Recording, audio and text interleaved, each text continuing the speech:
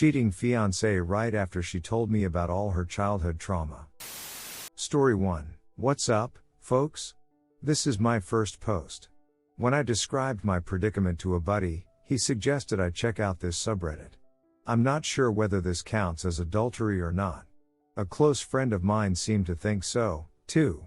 This is where I am. Not sure what I expect to gain by writing this. Perhaps encouragement, advice on how to face the challenges ahead, and general guidance on how to just get on with things. Anyway, I'll start explaining everything now.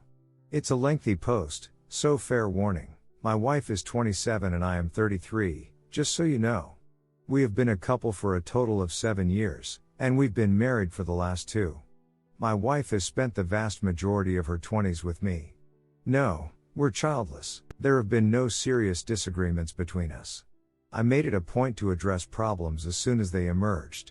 My mother and father always told me to never go to bed furious. And it's a principle I've tried to uphold throughout my life. My low testosterone and resulting erection problems have been the only real problem. The lust she feels much outweighs mine. To no avail, I attempted to explain it to her. It's like asking me whether I want to go watch golf when I really want to have sex. There will be absolutely no interest charged. I haven't put in as much effort as I should have to fix this. Injectable testosterone was suggested by my doctor, but I'm terrified of needles and didn't take him up on his offer. My own spouse is the same way and she didn't give me an injection. Consequently, I had to rely on the efficacy aid provided by the blue pill, and she preferred it if I didn't tell her when I took it, so that it would seem more unexpected. This was a major stressor in our relationship. Other than that, however, we've had nothing but joy throughout our whole relationship. My ordeal with COVID began in early August, and I was isolated for 7 weeks long tail due to the illness. She vacationed with relatives. For me, these last almost 2 months have seemed like an eternity. I didn't go out of the house unless it was to take another test, and after receiving a positive result, I returned immediately. People really started to suffer from cabin fever. In the evenings, my wife would drop over after her job. After dropping off her goods at the front door, she would sit in her vehicle in the driveway and we would chat for a bit while I stood about 8 feet away. That half an hour was the only thing I was looking forward to at the time. It was the only time I spoke to a human being directly. We got into an argument over the electricity bill one day. In light of the fact that I was now unemployed and receiving no income, she warned me that my drug use had become excessive and that I should exercise caution. It caused me to get insanely enraged. I had an idea of where her cash was going. Accessories, social outings, social shopping, social dining, etc. That doesn't concern me at all. We had more than enough money to go out to eat once in a while and I knew she would need certain items from home while she was gone. I was annoyed by her criticism of the electricity bill since I had never revealed any of this expenditure to her. Since I was a full-time resident for a whole month, I fully anticipate a hefty charge. Consequently, I made the witty comment, I suppose I'll simply turn everything off then. Yes, it's embarrassingly juvenile of me. The moment I let it slip, I immediately felt bad about it. To me, it was clear that her primary concern was paying the bills. I said that I was irritated about being confined and apologized for my awful response. She avoided me for 3 weeks. Didn't check in to see how I was doing, didn't bring food, didn't respond to my messages. Nothing. I told her she could come home when I found out I had tested negative and that we needed to speak. She said she was going out of state to see a female friend and that we may catch up when she returned. A week later, we finally got to chat. They broke the news to me that she wouldn't be returning. She broke up with me by saying she doesn't love me anymore. Boom. It came completely unexpectedly, out of the blue. She said that she fell out of love with me since we were unable to communicate effectively because she required physical contact. Not knowing about the 5 love languages, I mistook her demand for physical contact as a reflection of my penile impotence. You know, I'd never even heard of the 5 love languages book before, so I looked it up on Google, found it on Audible, and listened to it while I was in the office. Twice. I have nothing but praise for this book. If you're dating, open to dating, or even just single, I now know how to make my wife feel loved by giving her exactly what she needs. The words "I love you" aren't always enough.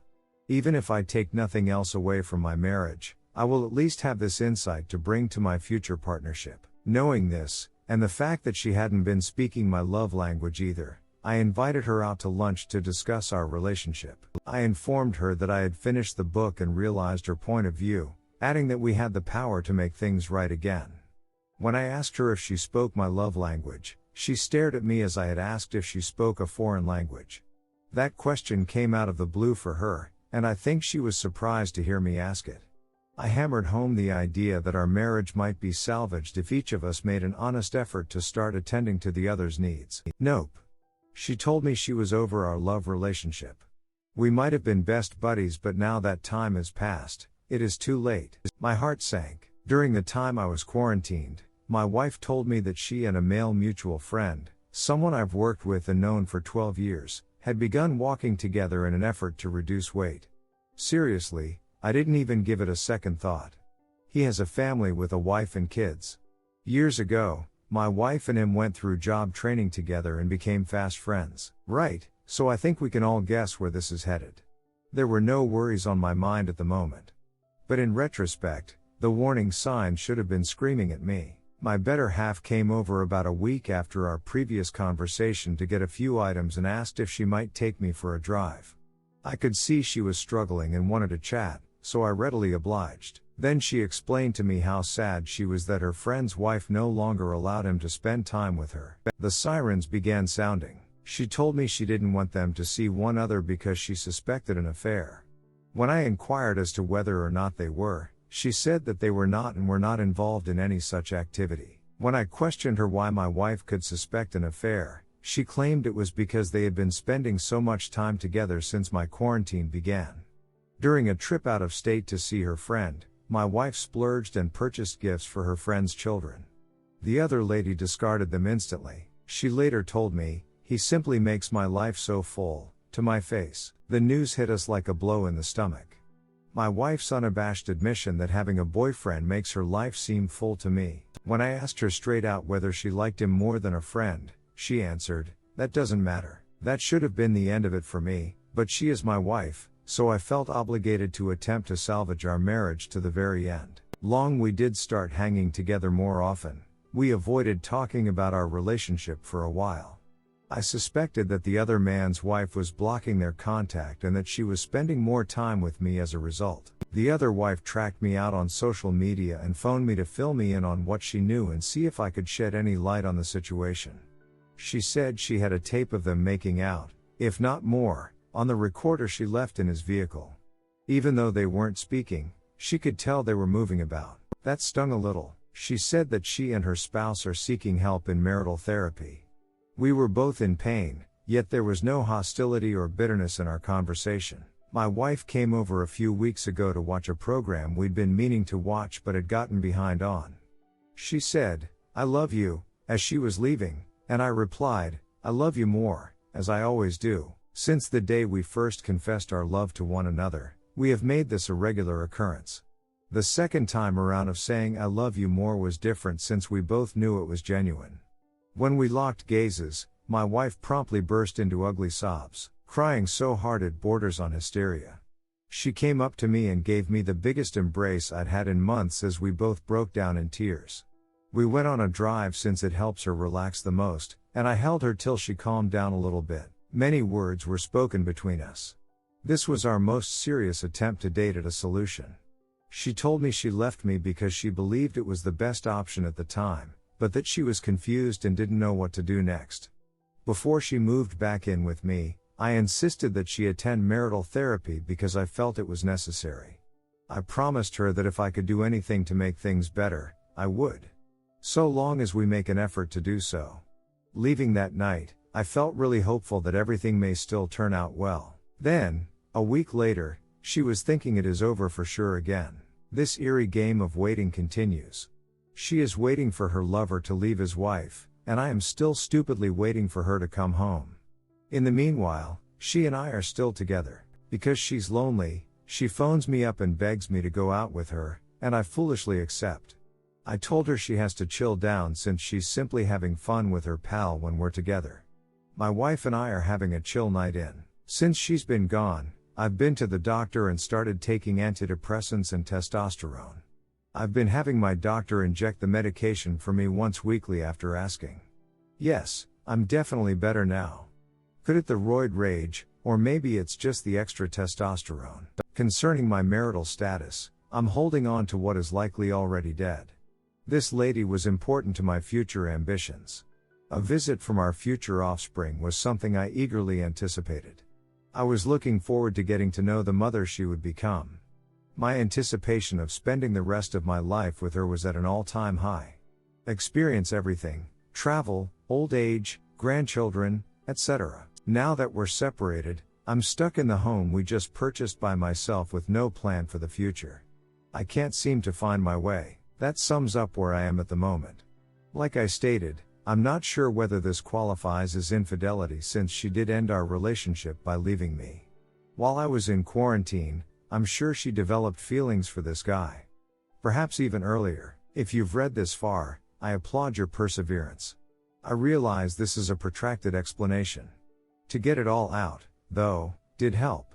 I could really need your help right about now, so please share any insights, recommendations, words of support, etc. Thanks. Story 2. My ex and I were together for about 3 years when she got a new SED job. We'd been struggling together for a while after the pandemic about a month and a half ago. Where she met a guy who plays the guitar, goes to the gym more yada yada all that stuff. Now I've had my suspicions for about the entire time, but I finally 100% found out last week. When I confronted her, she just got up and ran. Didn't talk to me and refuses to do a face-to-face conversation about it. The most we've talked about was for us to take a break to work on ourselves for the better.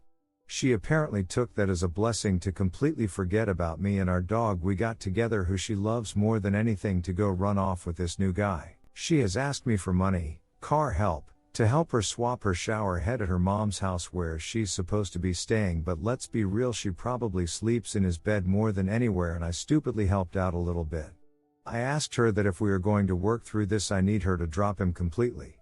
I think him being fair here, and yet she still goes to his place. She's been looking up San Diego Zoo prices. Her Google account is still on my phone, so it pops up in search history, so obviously she has no intention on ever speaking to me again, and I just don't know how to handle anything anymore. She finally let me know all of her childhood trauma, what her father did to her in all its detail, and ever since I learned that, it seems she decided to disconnect with me and find a new guy who doesn't know about it and will probably not tell him. I feel like she has absolutely destroyed me and everything we had for a guy she met a ducking month ago. I'm stuck between I hope she's happy now and I hope he breaks her heart. I'm so proud of her for finding therapy for her trauma, but yet I think she's been skipping it in favor of ducking him. I hate that I think I hate her now because I know I still love her. I just hate this, all of this. Story 3. Trying to get over wife's affair, but ready to give up. My wife had an affair last year. To shorten a very lengthy tale, I suspected an emotional affair, and after 2 heated arguments, she trickle-truthed me. After reading extensively on the topic, I decided to push my luck. As a result, I learned much more than I had anticipated.